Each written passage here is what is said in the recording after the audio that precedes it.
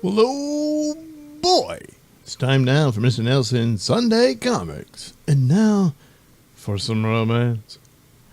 Yeah, here we are with a comic book called Love at First Sight. Yes, it does happen on occasion, you know. Well, we'll have stories with titles the likes of I Lied to Keep Him. Oh, come on. How many times does that happen?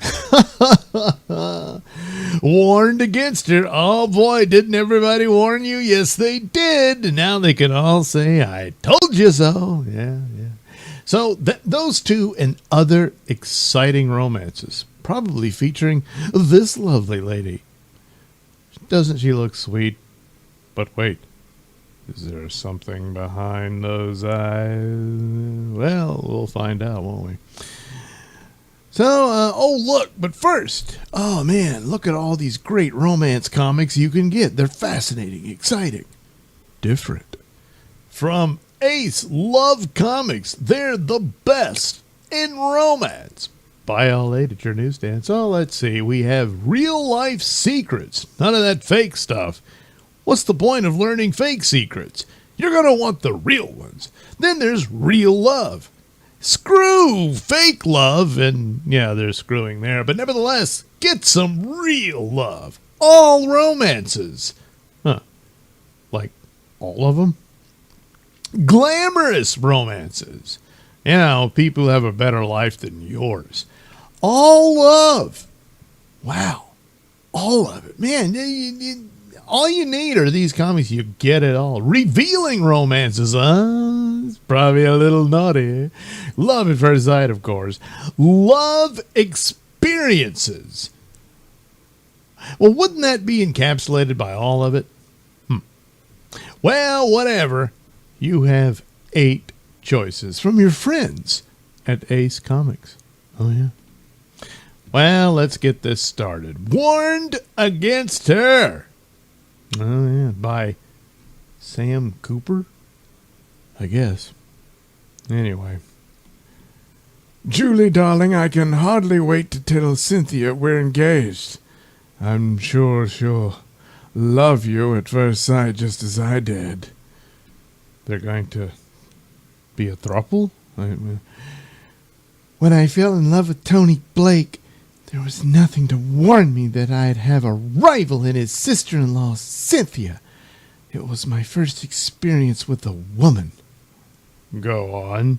Who wanted 2 men in her life. Her devoted husband and her husband's younger brother. Uh-oh. A week later, Tony and I took the bus to Bayou City, where I met Cynthia and her husband, Ken. Cynthia gave an engagement dinner for us at Bayou City's best nightclub.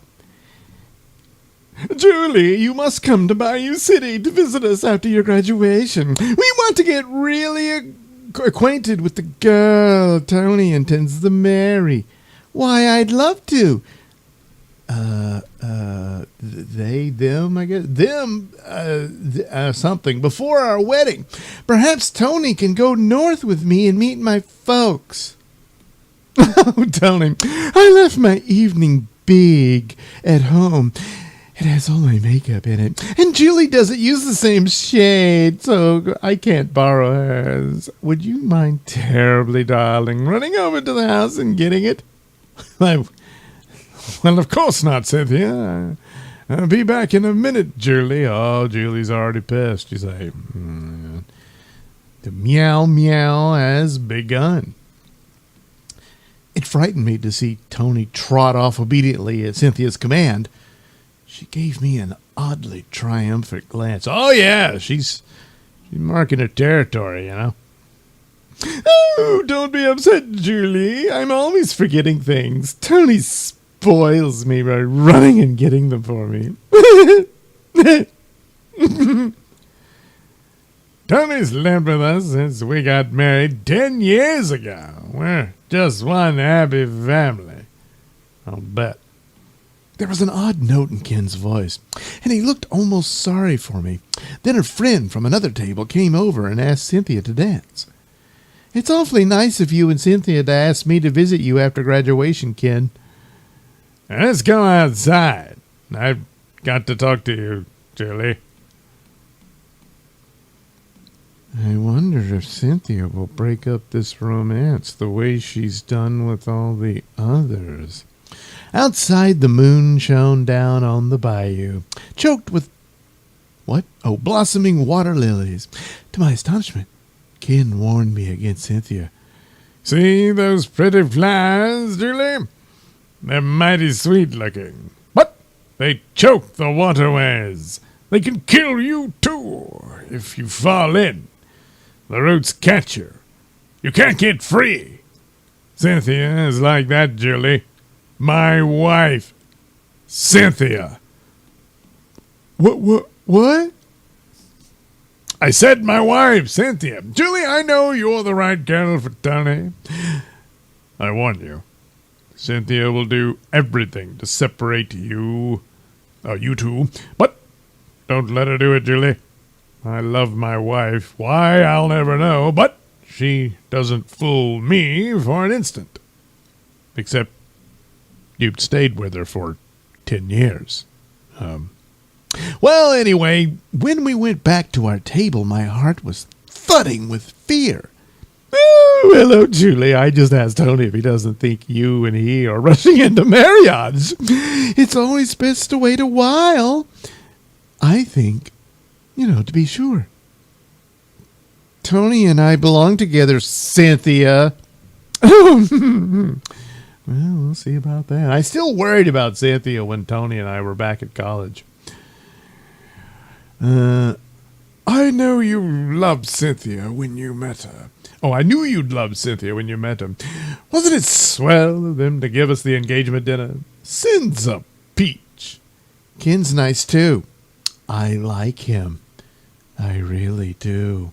Since you've been promised a good job after graduation, why can't we have a home of our own in Bayou City after we're married? No, darling. Ken and Cynthia expect us to live with them.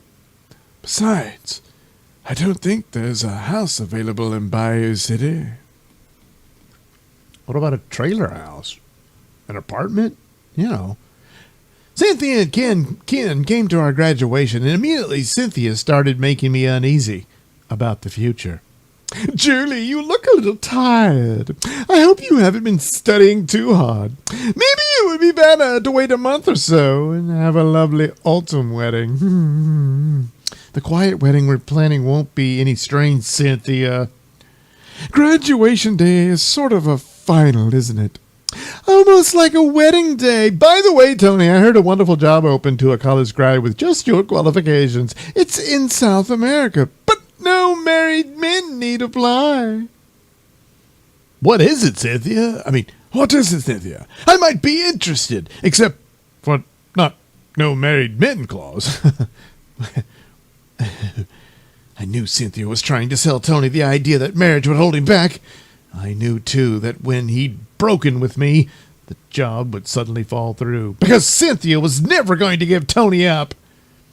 If you want to put off our wedding for a while and take that job, Tony, it's all right with me.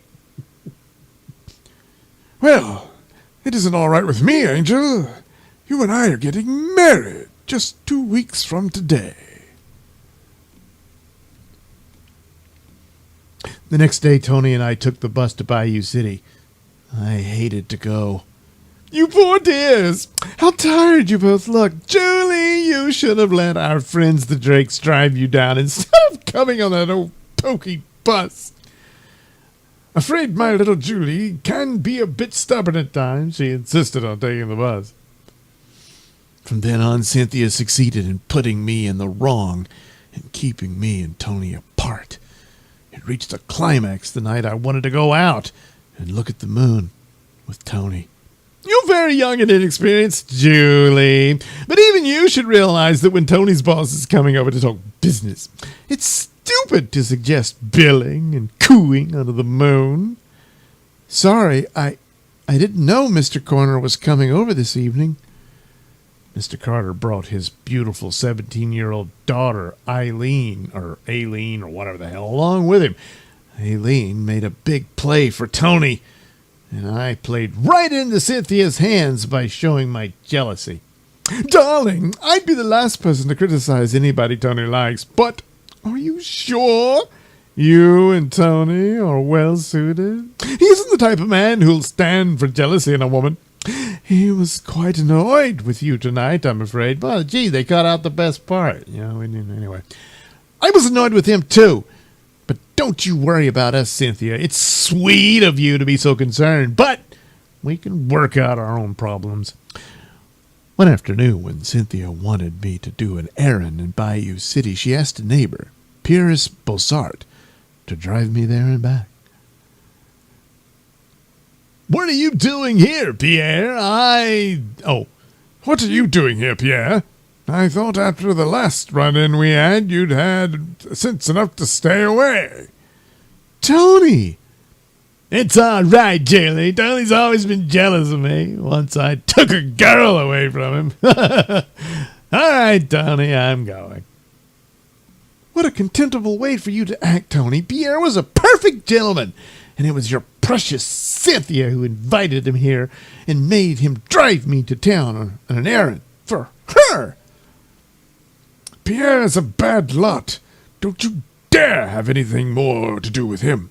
And don't blame poor Cynthia for all the wrong things you do. It isn't fair. Not fair? Why, Tony, we're fighting. And about nothing.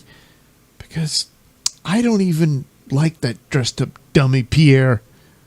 You're right, Julie. We mustn't quarrel.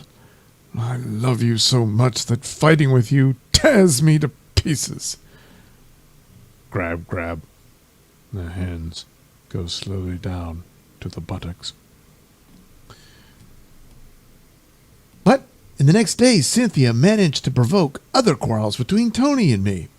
You poor little fiancée is bored with Bayou City. I'm sorry for her. It's different with me. I can be happy anywhere, provided, of course, you and Ken are with me.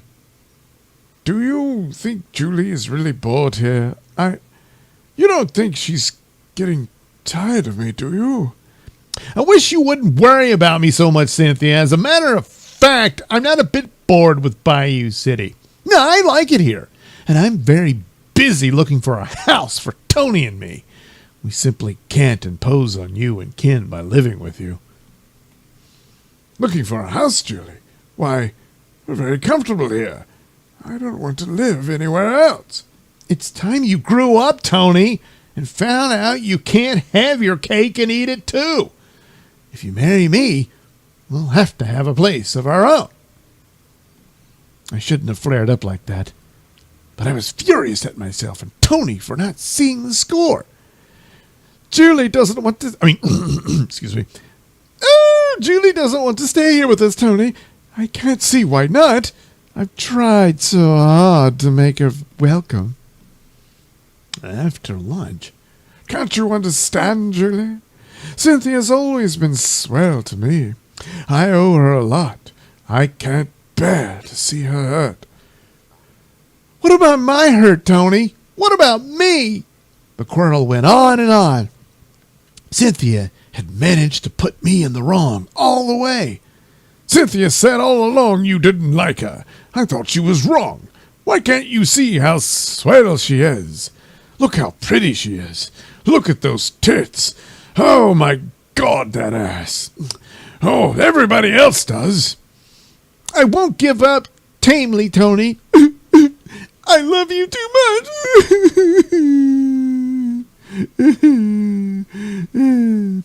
That afternoon, when Ken arrived home from a short business trip, he took me out on the banks of the lily-choked bayou. I can see things haven't been going so well for you, dearly. Watch out.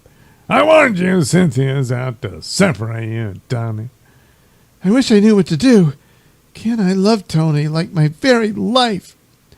Later at the dinner table. Oh, Tony, I've forgotten my handkerchief. It's upstairs on the bureau. Do you mind getting it for me? Not a bit, Cynthia. Huh? Brr.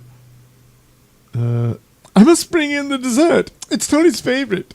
Ken, will you help me with the coffee? Oh, that phone. Will you answer it, Julie? That's how Cynthia arranged things, so I would answer the phone. Pierre Bossart, the man Tony didn't like, was on the wire. What voice did I hear? Hello, beautiful. I hear you're looking for a house. I found one for you. Oh, how wonderful! Where is it? It's mine. Pierre said the house deal must be kept quiet, or someone else would grab the place. He told me he'd take me to see it right away, but that it would be best if I sneaked out and said nothing to anybody about it until I decided whether or not I wanted it. No dessert or coffee for me, please. I have a headache. Again? Yes, I'm going upstairs to lie down. Oh, I'm afraid Julie isn't very strong. Hey, you didn't tell me Tony you were coming with me. Oh, you didn't tell Tony you were coming with me, did you? No. Good, yeah. I guess I was pretty dumb, yes, but I was too keyed up and nervous to think straight. Straight? He's a man. It's fine. Anyway, this is the old Andre place. It looks sort of a tumble down now, but you could fix it up nicely inside. Let's look it over. I have a flashlight. It looks spooky. Suddenly I realized how silly I'd been to come to this out-of-the-way place with a flirt like Pierre. When I refused to go into the house, Pierre caught me in his arms. Who cares about houses when there's a beautiful girl to kiss? Let me go. Then Cynthia and Tony drove up. I might have known. Julie! Don't blame poor little Julie. I was so bored she flirted a bit with me. I mean, she was so bored. Yeah, shit, I messed that up. Oh, well. Then and there, Tony waded into Pierre and gave him the beating of his life. Get up so I can hit you again. Stop, Cynthia, make him stop. You put me up to doing this so Tony would hate Julie. He's killing me. Don't look at me that way, Tony. Surely you aren't going to believe a liar like Pierre? Why should I do such a thing? I'll tell you why. So you could end things between Tony and me. You didn't want him to get away from you. You had two men, an older, indulgent husband and a young slave. You wanted it to go on that way.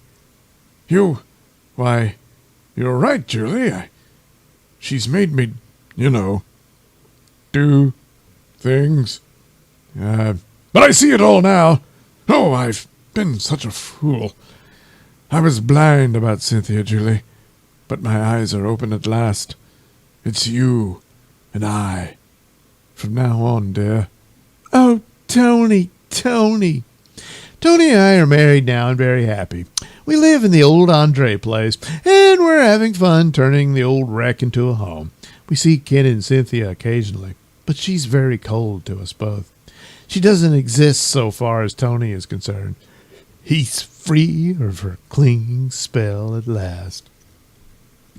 Too bad about Ken, though, huh? Yeah, that's too bad. Oh, well. And now for our next glamorous romantic tale. In debt to each other. How dreadful! He's going to jump! I've got to stop him! But how can I? I don't know. Cow winter? Okay. I tried not to let him see how terrified I was. If I could get him interested in what I was saying, perhaps he wouldn't jump. Hi there. What's the idea? If you slip, it's a long way down. You'll get terribly mussed up. Oh, well, I didn't know anyone to be around. I didn't know anyone was around to be startled. I thought most people who lived here would be at work or busy in their apartments. Hint, hint. I'd be at work if I could find a job. I'm not bothering to do any housework because I can't pay my rent, and they've told me to move this window box. They told me to move. This window box is about all I own. I was digging in it and trying to figure out what to do about my troubles. If I screamed for help, I was afraid he'd jump right before my eyes. If only I could persuade him to change his mind. Well, it's a very pretty window box. I've noticed it. If I could only keep him there until somebody else sees him and notifies the police. Wouldn't you like to come over and have a cup of tea with me? We could talk over our troubles. I'll bet I have more than you have. That's what you think. Now I'm out here. I'm not so sure I can get back. Whoops. You'd be surprised at the thoughts that come to a man when he stands on the verge of nothing. I'd like to hear them. But if you jump, I never will. Please don't jump. You can make it back if you try. I'll guide you. About 6 inches to your right.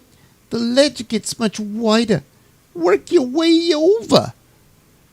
Inch by inch, I encouraged him. My hands were clammy, and I felt as if I would faint any minute. When he finally made it, I did.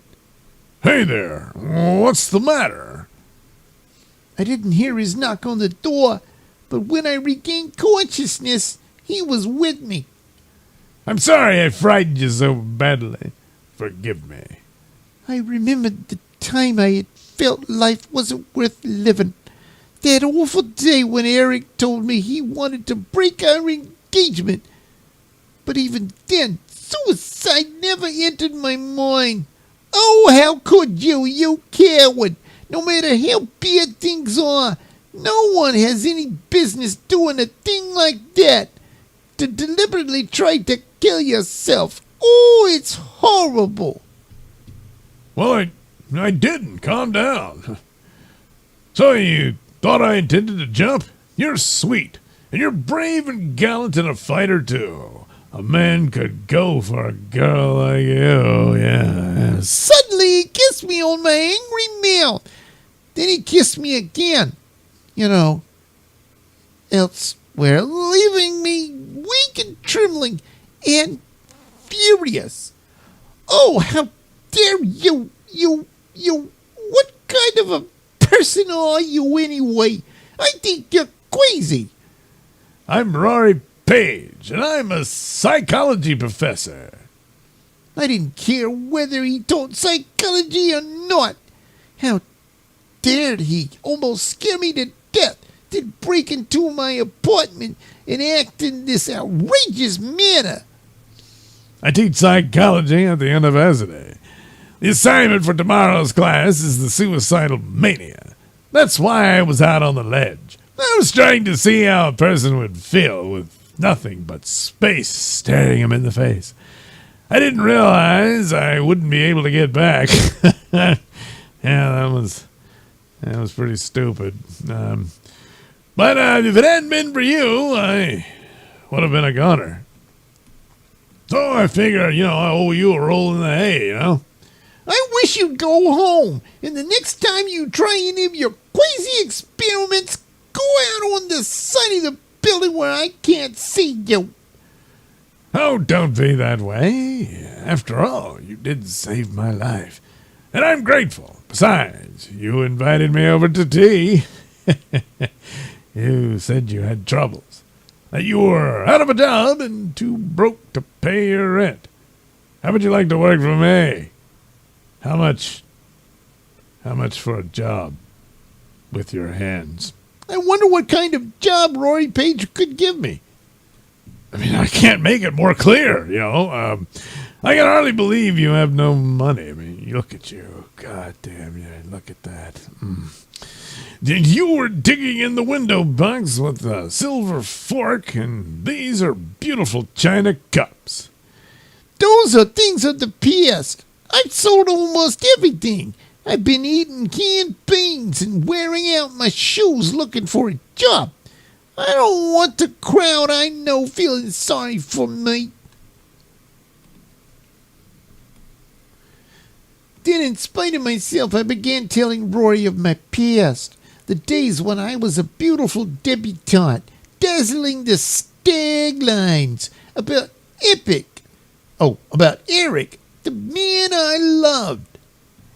You're lovelier than ever tonight, Sue.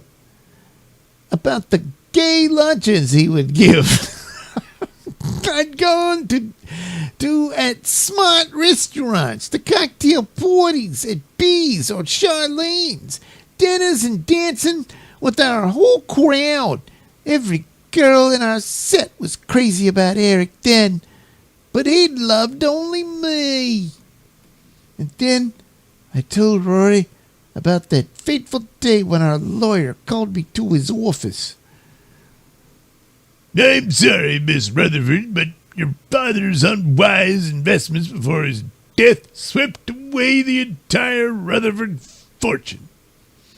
I told Rory I could still have been part of the crowd accepting the charity and waiting for one of the admiring stag line to propose. But Eric wouldn't have proposed to me. Eric hasn't any money either. He can't afford a wife who's as poor as he is. I can't bear to watch him with Charlene. I must give up this crowd. Suddenly I realized I had told Rory Page more than I had intended to, and I stopped abruptly. So you see, Professor, with my background, I'm not sure I would be able to hold down the job you offer, whatever it is. Sitting on my face. I'm sure you wouldn't have any trouble, Sue. There's an old saying that when you save a life, it's yours. You may not have any use for mine, but I could use yours. To our, mutual advantage. Then he told me he was writing a book on social behavior and that a girl with my background was invaluable to him. He wanted to study me and my crowd. I'm not a guinea pig, and neither are my friends. Look, let's say you'll be my social secretary. I have some money from the books I've written. I'll take you to all the places you used to go. It will enable me to meet your friends. Why, I don't know. When Rory Page walked out of my apartment that day, I promised to do what he wanted. He suggested it wasn't necessary for me to tell my friends I was working for him. I could tell them a wealthy relative had died and left me money. I hated to admit it to myself, but there was something about Rory that made me want to please him. Rory left me a large roll of bills. Yeah, that's probably the reason you want to please him. As an advance in salary, and so I went shopping. It's nice to see you back in the shop again, Miss Rutherford. It's nice to be back and able to buy some new clothes. The following night, Rory and I had dinner at a restaurant where all my old crowd gathered. Why so? We've been wondering where you were. I was broke until last week. Professor Page, this is Charlene Mitchell and Mr. Eric Sanders. I was back again in Eric's arms. I had dreamed of this so many times. You're so beautiful, sir. I've always been crazy about you. After you left, my life was empty. You survived remarkably well, Eric, and you didn't kill yourself looking for me. But of course, you had Charlene. Oh, darling, don't be that way. I love you desperately, but what did I have to offer you? I was as broke as you were. But now, let me see you tomorrow. We have a lot to talk about. The next night I met Eric as planned. I hadn't seen Rory since he took me home. Is this new inheritance of yours enough for us to get married, darling? Oh, Eric, if you really loved me, you'd get a job and support me. I don't actually have an inheritance. I have a sort of job with Rory Page. A working woman? I suppose I was a fool not to realize before that what was a thoroughly miserable person Eric was. So that's the way it is. Well, when you don't have money, you have to get it somewhere. I'm sorry about us, Sue, but you'd better stick to the professor, and I'll marry Charlene. But we can still see each other. We can be better friends than we ever were. Oh, Eric, how can you suggest a thing like that?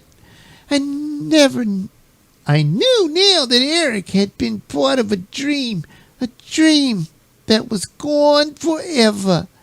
I was disgusted with the life I'd led. It had no meaning. I was through with it, and with the old crown forever. Still got a great ass, though. Suddenly I wanted to see Rory and talk to him about a real job. I wanted to start a new life for myself. What a fool I was for thinking I loved Eric. He's horrible. He can't compare with Rory. I was so lost in my thoughts, thinking of how wonderful Rory was, that I didn't realize where I was going. That's a good way to get killed, lady. Hey! Screech. Suddenly I felt someone grab me and pull me to safety.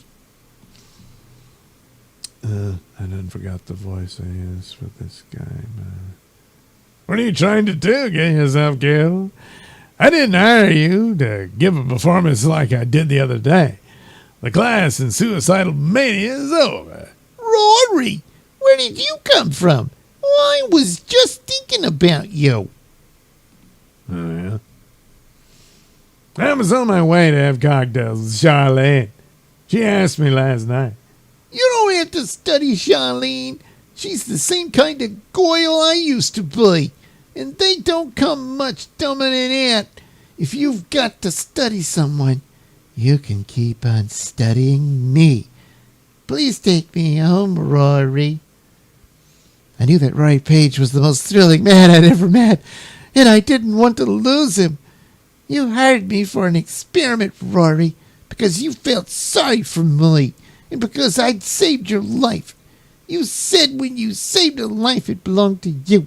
Well, you saved mine today. My experiment was a love experiment, darling. I knew you were the girl I wanted from the moment I saw you. I knew you had grown away from that other world of yours, but you had to be made to realize it, too. You mean you tricked me? Yeah, I like doing that. You mean you really love me, Rory? Oh, Rory, I was afraid to think of loving you. I didn't dream you'd love me. Of course I do, you sweet, silly little darling. We've saved each other's lives, sweetheart, and so we belong to each other. You know, forever. Every goyle ought to have a window box. Oh, yeah, your box, yeah. I have mine to thank for meeting you. Oh, yeah. Oh, yeah. The end. Oh, look, surprise contest. First prize, $15. Second prize, $5. Third prize, $3. Fourth prize, $2. Win a cash prize for just a short letter of not more than 50 words telling us which story in Love at First Sight you like best, second best, third best, and why. Also, which other magazines you read regularly. Send it to us postmarked no later than September 6th, 1949. Oh boy, it's going to be a little late. Along with your name and address and age. In case of a tie, duplicate prizes will be awarded. Do it now. Hurry. There you go. Man, I wonder who won it. Guess we'll never know. I lied to keep him. All right. The bazaar's closing in 15 minutes, Diane. May I take you home? Oh, yes, Ben, of course. Although I'd had the leading role in the hit Broadway play, my life was very lonely. As a child star, I'd never had any fun. I had to take all sorts of lessons while other little girls were playing happily with their dolls. And now, with other girls were going out on dates, I had to work almost every night. I never had a chance to be with young people. Everyone else in the cast, including Ben Simmons, the show's publicity man, was at least 15 years older than I. Uh-huh. This guy's disgusted. But, well. He looks as if he disapproves of this whole idea, but he is very attractive. How about buying a kiss for $1? No thanks. I don't like to have to pay for my kisses, even for charity. His words stung. His tone implied that what I was doing was cheap. But I was doing it only to raise money. Why, I wouldn't even let Ben tell anyone I was an actress. I didn't want any publicity out of this. I'll put up my own dollar, thank you. I'll put up your $1 myself. But that kiss, starting as a gesture of indignation, turned into something else. It was as if a miniature sun had exploded in my pants. My name's Cal Longstreet. I'm sorry if I've been rude. Will you have supper with me when you're through here? If you were rude, Cal, I was equally guilty. But I'd love to have supper with you. Cal went on to get his coat and... I won't hold you to your promise to go home with me. It isn't that, Diane. But you don't know anything about him. He's a little fruity, light in the loafers, and he's such an angry-looking young man. If he's angry, perhaps he's got a right to be. I don't know, Ben. All I know is that I want to go out with him very much. You've got a matinee tomorrow, Diane. Don't stay out too late. Acting is my life, Ben. I don't think even Cal can make me forget it. So don't worry about me. On the way out to his car, Cal told me about himself. I'm an architect like my father. I have no mother. Oh, Cal, I'm sorry. Do you mean she's dead? But that's not what he meant at all. His mother, he told me, had been an actress. She's alive, I guess. But my father and I have lost complete track of her. She divorced my father when I was only 6 months old. She went back to the stage she loved more than she loved us. Cal, are you sure she's as heartless as you say? You bet I'm sure. Fame and admiration meant more to her than her husband and child. But all career women place their careers above everything else. That's why I have no use for career women in general, and actresses in particular. Oh, Cal, I'm an actress. What will I tell you when you ask for what I do for a living? Well, you're a whore, aren't you? That's what I thought. My father's life has been unhappy, and I've never known what it is to have a mother. But I shouldn't be telling you my troubles, Diane. Here's the silver slipper. Let's have fun. I'm for that, Cal. But how can I have any fun when I know how you feel about actresses?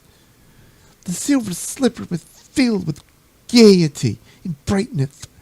Yet I felt cold with fear. I couldn't bear to lose Cal now that we'd met. But what could I do? I've been here before, Diane. But somehow it's never been quite like this. I'll tell him the truth now before this goes any further. But no, I can't. I can't spoil this wonderful evening. Later, as we danced. You're sweet, Diane. Sweet and lovely. You know, I think I'm falling in love with you. Oh, Cal! We were so happy together. I didn't want the evening to ever end. But finally, it was very late, and Cal had to take me home. I want to see you tomorrow, Diane. And every day after that. Oh, Cal, I would that too. But the moment I tell you the truth, you'll have no use for me. You'll never want to see me again.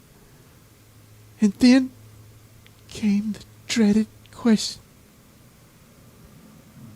I don't know anything about you, darling. I don't even know your last name. What is it, Diane? Oh, yeah. What do you do for a living? I can't take a chance on losing you, Cal. I've got to lie. And it's Winthrop, Cal. And I'm a secretary. I'm certainly glad to hear that. Suppose you'd been a career woman or an actress. Well, darling, what time shall I call for you tomorrow night? 7 will be fine, Cal. I had a lovely time tonight. Good night, darling. Sleep tight. I don't want to deceive you, Cal, but I can't lose you.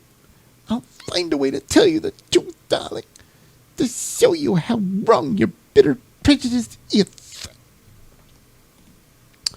The next afternoon, I almost spoiled the matinee performance. My mind was so full of thoughts of Cal and my dangerous deception that several times I nearly forgot my lines. It was lucky that Marcia Wayne was on the stage with me most of the time. She helped me get control of myself. After the show, Marcia came over to meet. She's always been more like a mother to me than a fellow actress. Maybe because she's an old bag. Something's troubling you, Diane. Can I help? No, Bossa. It's something I have to work out for myself. Thanks anyway. All right, honey. But you'd better get some rest now. Remember, we've got a performance tonight. Diane, I'm glad to see you. Oh, that's right. I was so mixed up last night I forgot about it. But Cal expects to see me tonight. What have I got to tell him? What have I got to do? A publicity man, Ben, had the biography of every member of the cast. He said he had something important to tell me, so we went to my dressing room. This is Marcia Wayne's biography, Dan. But before... Diane. But before I tell you anything more, you tell me how you feel about Cal Longstreet. I love him, Ben. I guess I do it the minute he kissed me at the bazaar last night. I'd always hoped... Well...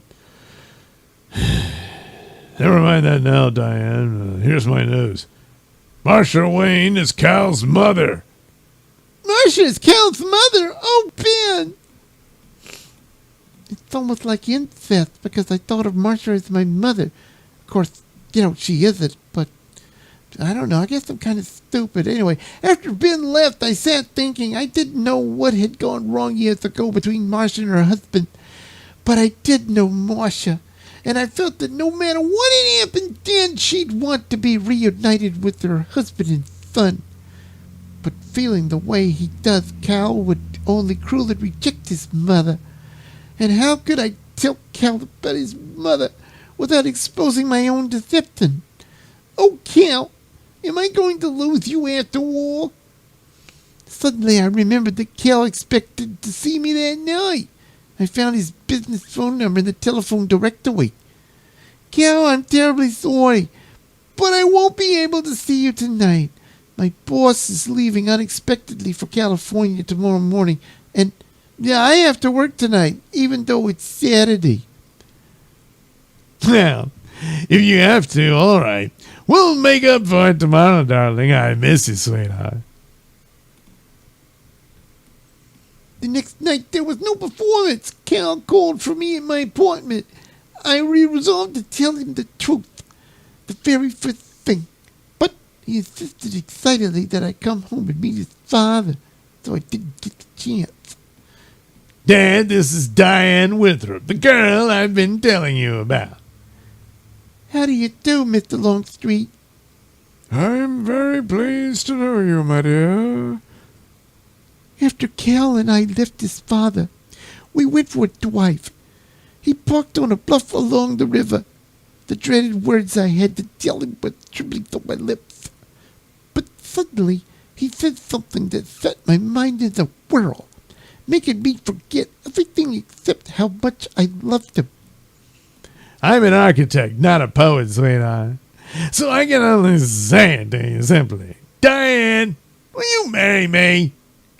Cal, darling, yes, yes, yes. I love you. I bought this ring for you yesterday, darling. And now that you're officially mine, I want to show you off to the crowd. They're at a party at Janet Farrell's house. Oh, Cal, this is the most beautiful ring I've ever seen. The minute I met Janet Farrell, I felt she was a threat to my happiness. She kept staring at me in a hard, cold, searching way. Janet, gang, I want you to meet Diane Winthrop, the future Mrs. Cal Longstreet. Hi, Diane. Congratulations, Cal, you lucky guy. I'm positive I know you from somewhere, but I didn't think your name... Oh, I'm positive I know you from somewhere, but I didn't think your name was Winthrop. You must be mistaken. Janet's always had her eye on Cal, and she's the kind that'll stoop to almost anything to get what she wants. Why, I know who you are. You're Diane Evans, the actress. Janet, you're pitching a little wild. Diane's a secretary, not an actress. Diane, an actress? Imagine me with an actress. Imagine Janet mistaking you for some actress. But she knows who I am, all right, and she means to make trouble. Yes, isn't it silly? I'm just a hard-working secretary. Why, I even have to work late again tomorrow night. Huh?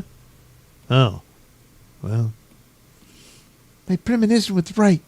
Janet was out to make trouble at the performance the next evening. Reggie, you've tormented this poor girl long enough. I insist you leave at once. Yes, Reggie, I can't... Oh, Cal. Somehow I managed to get through that performance, but shortly after I returned to my dressing room, there was a loud, angry knock on the door, and then Cal burst in. Janet phoned me this evening and told me I'd find you here. Is this where you take dictation? Is this the office where something is always turning up, making it impossible for me to say hello? Wait, Cal. No! It's not that you're an actress, although I despise that enough in itself. But even worse than that, you've built our love on a tissue of lies and deceit. Cal, I wanted with all my heart to tell you the truth. I just never got the chance. Cal, you've got to believe me. Believe you? After the way you lied to me and deceived me? Do you think I'm an absolute sap? Goodbye, Diane. We're through. I never want to see you again. Cal, wait, please, darling. There's something about that boy. Is it possible that... Please wait. It occurs to me there's one faint possibility. Ben's word scarcely registered on... Huh? Oh, he's saying out loud. Ben's word scarcely registered on my numb brain. Cal was gone from me forever. That's all I could think about. For hours I wept with an anguish. The next morning I went through my part like a robot, smiling when the plane called for it, but my heart was breaking. Then after the show, Marcia had a visitor. Ted, after all these years. Hello, Marcia. I went to see Mr. Longstreet today, and I told him where he could find his wife. At first, I was afraid to come, Marcia. I was afraid you'd want no part of me. Oh, Ted, if you only knew how much I missed you and needed you, and our son. But I don't know, I got lost here at the theater and never found my way out. Marcia, does that mean you've forgiven me for refusing to let you see Cal after our divorce? I realize how utterly selfish and mean I was. Yes, Ted, I've forgiven you. It's all in the past. Marcia, would you... Oh, Marcia, would you come back to me again? I mean, would you marry me again? Oh, yes, Ted, I would. Stop, Dad, stop. Don't make any mistakes. She left us when I was a baby. She left you with an empty, broken life. She left me motherless. Don't take her back, Dad. Don't. Son, a man needs poon. And this, at my age, is the only poon I'm going to get. Your mother would never have divorced me and left us if I hadn't driven her to it, Cal. I was blindly possessive. I didn't want to share her time and energy with anyone or anything else. I gave her an ultimatum. Either the theater or us. If she stayed with us, she would have lived a life of virtual bondage. I'm ashamed to admit this, but in my bitterness I deliberately turned you against your mother. I've paid for my selfishness, though, with years of loneliness. But I've made you and your mother pay too, Cal, and for that I'm terribly sorry. Mother, can you ever forgive me? Simple as that, huh? There's nothing to forgive, son. You just didn't know the true story.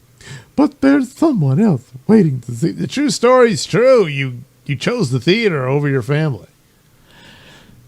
Diane, can you... Oh, yes, Cal. Darling, just hold me in your arms. Yay. And so at last we were all united, Cal and I, and Mr. and Mrs. Longstreet. The end. Later on, they have a kid. But then she leaves both of them for her career. Well, history repeats. No chance with men.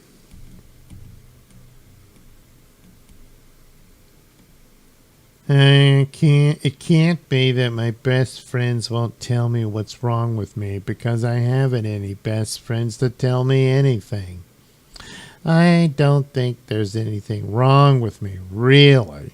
People just steer clear of me because they're afraid of Aunt Agatha and the foster money. Yeah, that's probably it.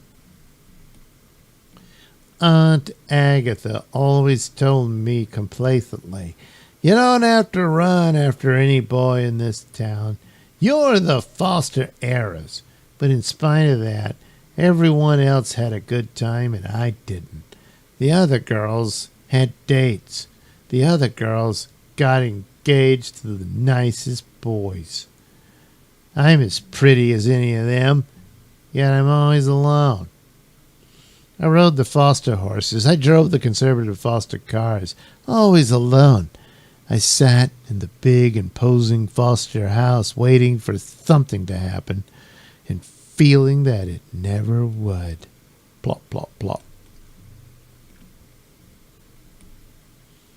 Maggie, our cook, had been with Aunt Agatha since before I was born. I knew she felt sorry for me. Money's no blessing if it scares folks away. And that's what your aunt's money has done for you. Most of the boys are afraid to be called fortune hunters. and the girls are all jealous of you. They haven't any reason to be. I'm 18, Maggie, and I don't have any fun at all. What shall I do? Find yourself a man and go after him. If he really loves you, he won't care if you have any money or not. It's just that simple, huh? Maggie's advice was all right as far as it went, but she hadn't said where the man was coming from. Aunt Agatha had terrified the town's present crop of young men, and few strangers ever visited Fosterville. If only something would happen, but it will have to be nothing less than a miracle. It seems as though my miracle had finally happened. One morning when I went outside and found an airplane had made a forced landing in the big field in back of our house. 2 men were tinkering with the engine. When they saw me, they gave me a hearty welcome. The dark one was so handsome that I felt an instant thrill. What town is this, miss? And is there a telephone in the big barn over there? This is Fosterville. That big barn is the Foster home. This is the Foster estate. There was no doubt about it. He was a handsome man. The other one was not as good looking, but he seemed very nice. I guess he was the mechanic because the handsome one did all the talking. I suppose you're the Foster's favorite daughter.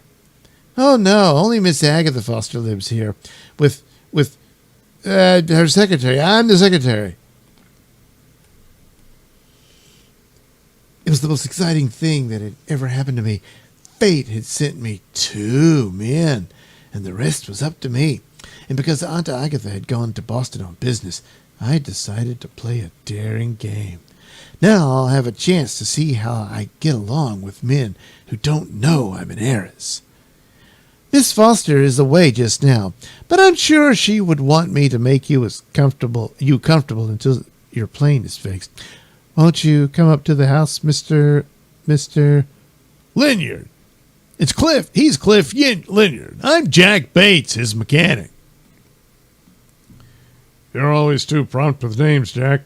Maybe I wanted to travel incognito. You needn't worry. Your public won't be able to get at you here, Mr. Linyard. You're quite safe. Everyone knew Cliff Linyard, the wealthy sportsman and flyer. Why, not even Aunt Agatha could object to him. With all his money, nobody could accuse him of being a fortune hunter. And maybe Cliff Linyard had the same difficulties I had. Maybe his wealth kept him from having friends, too. If Miss Foster wouldn't mind our using her telephone, maybe we could phone the factory and have them send out the parts we need. Oh, I'm sure she wouldn't mind. And I'm sure she insists on your having a bite to eat. Come right in. While the men were using the phone, I told Maggie what I was doing. She thought the idea was crazy, but she knew how little fun I had, so she consented to play along. The factory won't be able to send us the parts for at least 2 days. We'll have to put up at the hotel in Fosterville. There is no Fosterville in Fosterville. There is no hotel in Fosterville. But there's a guest house out in back. I'm sure Miss Foster wouldn't mind if you use it. I knew Aunt Agatha would be furious when she came back and found 2 strange men in the guest house, but I wasn't going to worry about that until I had to. In the meantime, here were 2 interesting young men from different walks of life. One was a millionaire, and one worked for a living, and they didn't know who I was. This was my chance for a little adventure. While Jack Bates tinkered with the plane, Cliff Linyard made light-hearted love to me. Jeez. He seemed a little hard under the dark, under that dark, handsome exterior, and I wondered if his money had made him that way. Has anyone ever told you you're a mighty slick chick? I could really go for you. Pretty nice place you've got here. What's Miss Foster like? Well, she's all right, but she has too much money. I feel sorry for her. Nonsense. There's no such thing as too much money. Hand me a couple of million and watch me go to town. But you have a couple of million. Sure, I have a couple of million. But a guy can always use a couple of million more. But why talk about money when there's a girl like you around?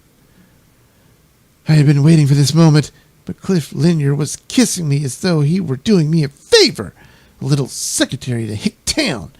I felt let down, disappointed. I don't think Miss Foster would like this. Why worry about Miss Foster? She's not here. Anyway, her money doesn't scare me any, sweet. That night I tried to find out more about Cliff from Jack Bates, his mechanic. Cliff had gone into town for, I don't know, something. I was telling Mr. Linyard today that I felt a little sorry for Miss Foster with all that money, but he didn't seem to agree with me. He was probably kidding you. I happen to know that Cliff Linyard has found his money more of a burden than a pleasure. He was engaged to a girl once, but he discovered it was his money she wanted, and he's always been afraid to like people too much, for fear he'll find out they're more interested in his money than in him. The things Jack told me accounted for Cliff's hardness. He probably thought I was just another ambitious girl who would like to land the eligible Cliff Linyard. Money isn't everything. No, it isn't. Suddenly Jack pulled me into his arms and kissed me. Never before in my life had I felt so thrilled. I can't believe it. I've fallen in love with Cliff's mechanic. He loves me too. And not for my money, but for my puss. The next morning, Darling, will you marry me? I fell in love with you from the moment I saw you coming towards us in the field. Mechanics don't make much money. But do you mind? Oh, no, I don't mind. I'll marry you, Jack. I do love you, darling. So very much. This is what I'd been waiting for all my life. I would never be lonesome and restless and unhappy again. If Aunt Agatha disinherits me, it won't matter. Neither Jack nor I need money to be happy. While Jack was in the house telephoning Cliff, found me in the garden. I've been looking all over for you, baby. You know, ever since I kissed you yesterday, I've been punch drunk. I want to marry you. The sooner the better. Let's elope today. You really like to do things in a hurry, don't you? I'm sorry, Cliff, but I don't feel that way about you. Don't be coy. All women feel that way about me. But usually I don't feel that way about them. With you, it's different. You don't understand. I don't want to hurt you, but, well, it's Jack I love. Jack, you little fool. Don't you realize he knows you're Gwen Foster, the heiress? Oh, no. How did you know? How did you find out? Jack, a fortune hunter. So that was why he declared his love so quickly. Once again, I felt all alone, deserted, and this time I was heartbroken, too. That's why, when Cliff once again asked me to elope, I agreed. I rushed up to my room and began to pack some things feverishly. I don't love Cliff now, but maybe I'll learn to later. After all, he isn't after my money. And he's probably the only man I'll ever meet who won't be a fortune hunter. I hope I don't see Jack again, ever. Gwen, where are you going? I'm leaving with Cliff. At least he doesn't want to marry me for my money. What money? You'd have to have plenty of money before that guy would marry you. I don't know what this is all about, but you aren't going away with him. Oh, stop pretending. I'm ready, Cliff. Let's go. I really didn't want to marry Cliff. I had fallen deeply in love with Jack. But why had he kept on pretending that he didn't know who I was? I couldn't let myself go on loving a man I didn't trust. You'd better not try to stop us. She's going to marry me. Not while I'm around. You went into town last night and you must have learned something about her there that I don't know. It isn't like you to want to marry a working girl. I'm going to find out what this is all about. Cliff made a lunge at Jack, and they began to fight. And suddenly, I was so turned on. I could never marry Cliff. In spite of the way he tried to make things seem, I believed Jack and wanted him to win. Grin, what is the meaning of this? Have you forgotten you're the foster heiress? The foster heiress? Oh, darling, I've been so worried, wondering how to confess to you that I'm really Cliff Linyard. Because of my money and my fear of being played for a sucker, Jack and I often switch roles when we're in places where I'm not down. He's my chauffeur, mechanic, and secretary. He's rough and tough, without too many scruples. Get out, you scoundrel! Jack always hoped that someday, masquerading as me, he'd meet an heiress and marry her. The way he had with women amused me until we met you. Then, even though I thought you were a secretary, I began to get worried. You were so sweet. I thought he might fall in love with you and forget about marrying for money. Oh, darling, I'm so happy it turned out this way. Aunt Agatha gave us her blessing, and Cliff and I, finding out that love has nothing to do with money, we're going to be married very soon. And we're the happiest couple in the world. The end. Well, there you go. Well, of course, these fun and, romantic stories and all that have been brought to you by a girdle or something, anyway.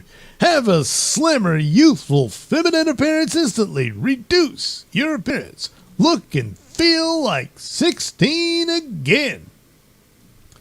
So anyway, you pull this on and it squeezes your gut in.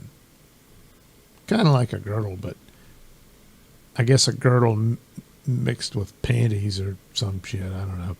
The uplift adjustable belt takes weight off tired feet and gives you a more alluring, more daringly feminine, curvaceous figure. The instant you put it on, it gives you lovely curves just in the right places, with no unwanted bulges in the wrong ones. It whittles your waistline to nothingness, no matter what shape you may now have. It's easily adjusted, always comfortable. Yeah, that was made back in the days where morbid obesity just wasn't a thing all that much. Anyway, there's the address. It says send no money, so just say, hey, I want that fat reducing underwear. And there you go. You'll be looking like you're 16 again or some such. Oh, well, there you go. Wasn't that a treat? Oh, boy. Weren't you whisked away on these tales of romance? Yeah, no.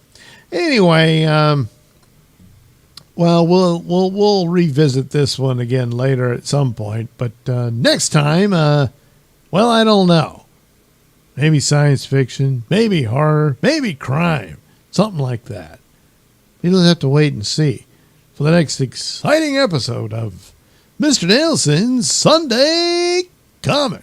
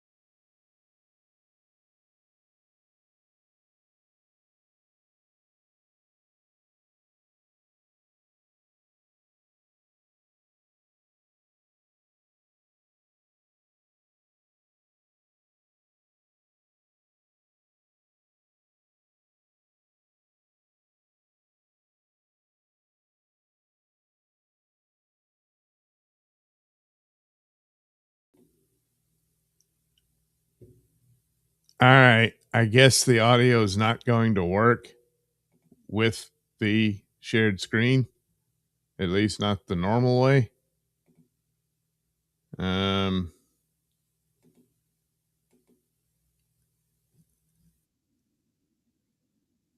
Is it working? There it goes. I don't understand this. Why it has to have. It seems like that would be enough. Is it still working this way? Let me see here.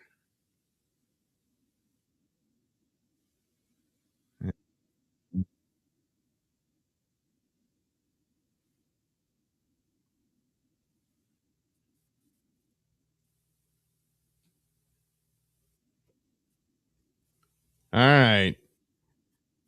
Okay. Because of the delay, it takes me a while to hear myself over at Rumble to see if it's coming through. I don't even know if anyone's even bothered to watch this anymore. Jeez. I guess I'll make the video. Let me start over. I'll do it, but I'm not going to bother with the other ones. At least the comic book part went through. I don't. When can I use EV Mux? I just don't get it. Scarlett Johansson might be the Batman #2's real Two-Face. Yeah.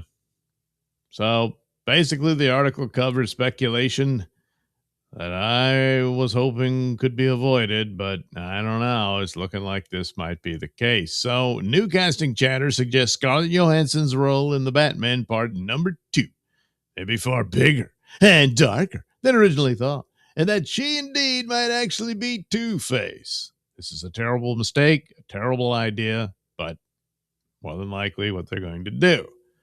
You had a crappy first Batman movie, then you had a brilliant Penguin series, and now you're going to come back with crap for the Batman #2. So Jeff Snyder on the Hot Mic podcast says sources indicate Mrs. Dent, Gilda Dent, would have a larger role than Harvey Dent in the sequel.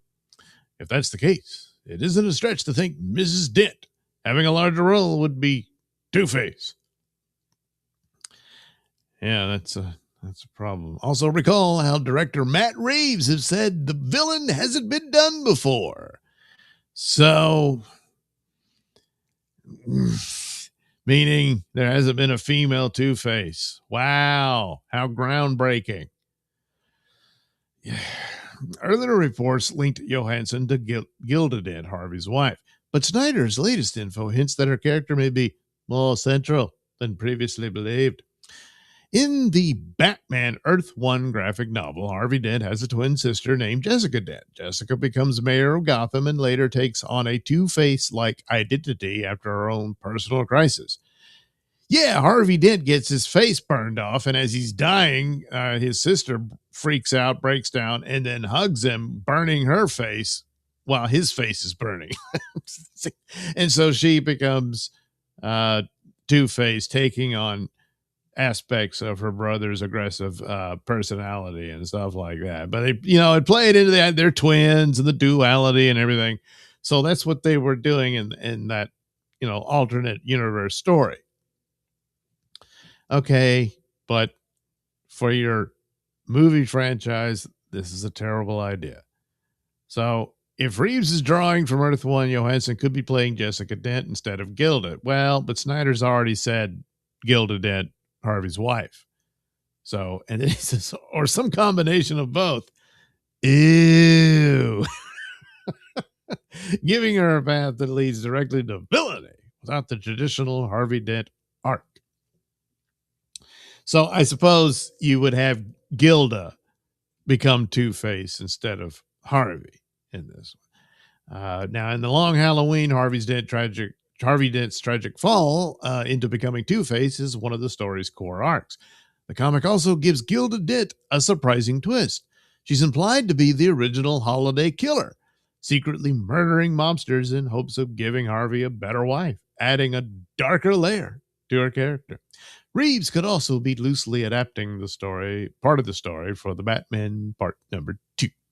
Well, if you keep it like that, where she's basically this serial killer, along with her husband becoming Two-Face, um, then okay. But I doubt it. Under this scenario, we can assume that Johansson's character starts strong, possibly as a Dent family figure that with influence in Gotham. Her fall into Two-Face could be the emotional backbone of the sequel. I mean, Matt McClellan's a big fan of the first Batman movie. I am not, and I guess he's really hoping this works out, but I don't see how you can argue that. Even more than Harvey's arc, Harvey Dent himself might be a supporting figure or even held back for another movie in Reeves' planned universe. Yeah, no, that's not how that works. This twist would also explain why Scarlett Johansson was given the role, as she is a bigger name Hollywood star. Yeah. You see the problem, how many times we got to go through this. Even if you do have a compelling narrative and story and all that sort of thing, there is no patience for anything that even remotely resembles anything woke.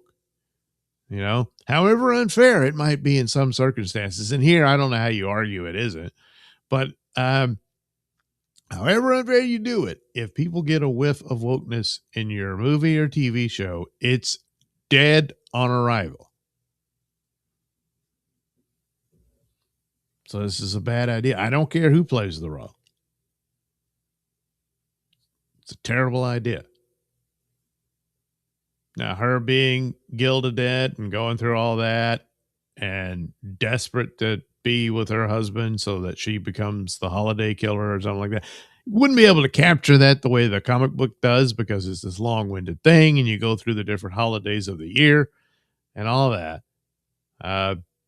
So a series, an HBO series might be, maybe if they were doing something like that, where you spin off Scarlett Johansson's Gilded Dent into a series like Penguin, and she's bumping off these mobsters. I don't know. She might just only want to do movies and that sort of thing, but I doubt they're planning that unless the Batman Part 2 really hits big. But odds are, knowing the way Hollywood is and the way things, have they learned their lesson? No. And like I said, like the rest of it, the rest of the movie's fine. Batman's the hero and all that sort of stuff. But in the end, like I said, just a whiff of wokeness, and you doom the movie. So, terrible idea. If true, one can hope that it isn't, but man, I don't know. This, with the mentioning that she's playing some sort of villainous role, and it's looking like, no, she will be Mrs. Dent. So that gets it closer somewhat.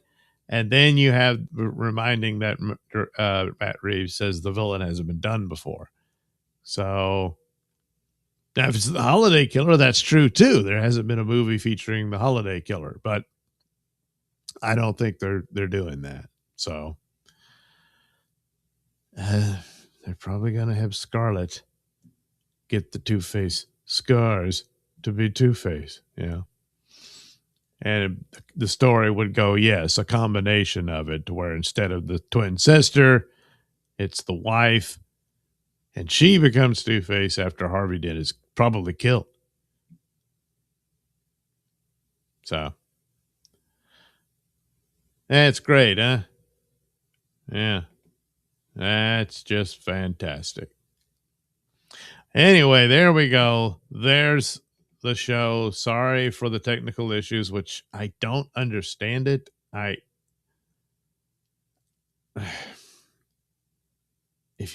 don't know. I don't understand it. It's a behind the scenes type thing. But anyway, sorry about that. But there we go. There's a little extra like Nailsin rating story within Mr. Nailsin Sunday Comics. So So there you go. Romance comic. Love at first sight. The odd thing about it is, I don't know. There wasn't really much of love at first sight stories in it. I think there was, you know, well, I guess that woman who was rich but didn't want to be married for her money or something like that. I forget. Yeah, I don't know. It doesn't really matter. But man, she was falling in love with any guy who came into the room. I mean, the second guy just all of a sudden kissed her out of the blue, and then she suddenly, I'm in love with him. I mean, that's ridiculous. Anyway, that's how it went. Let me check here. No super tips. Oh, well. Yeah, that's how that goes. All right. So I guess I'll take off here, and hopefully I'll fill up to doing one tomorrow. But, can't promise anything.